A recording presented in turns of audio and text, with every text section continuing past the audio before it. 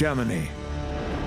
By February 1945, the Soviet army had liberated almost all of Eastern Europe from the Nazi invaders and was about 70 kilometers from Berlin.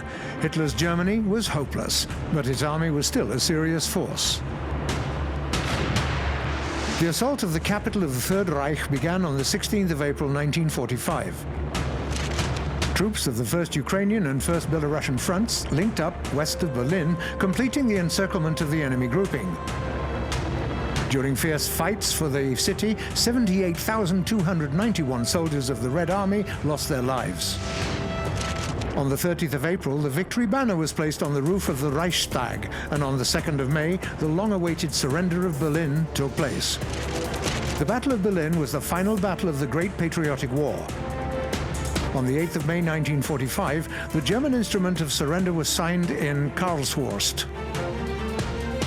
The brilliantly executed Red Army operation, together with the courage of Soviet soldiers and officers, led to the logical outcome: victory in the war and saving the world from Nazism.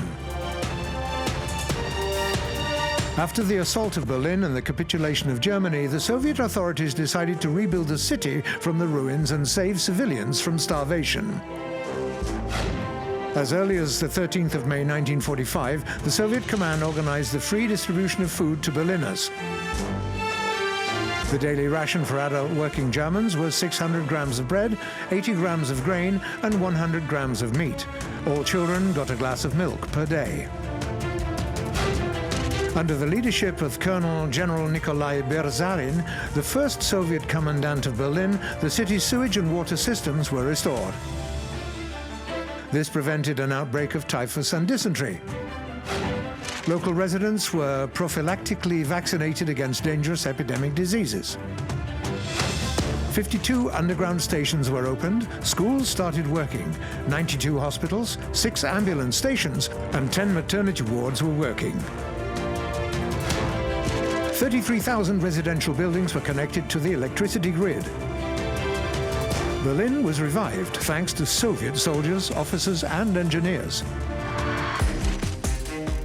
In 2022, Germany adopted a broad package of sanctions against Russia, including stopping the certification of Nord Stream 2. Russian artists have been given a choice: public condemnation of their own country or loss of contracts.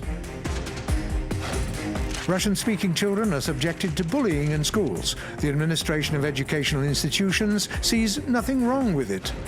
Russian speakers in Germany get their car windows smashed. They can be refused services in restaurants or beaten up in the street. On the 5th of March 2022, a mass action was held in Berlin against the Russophobia of Western countries.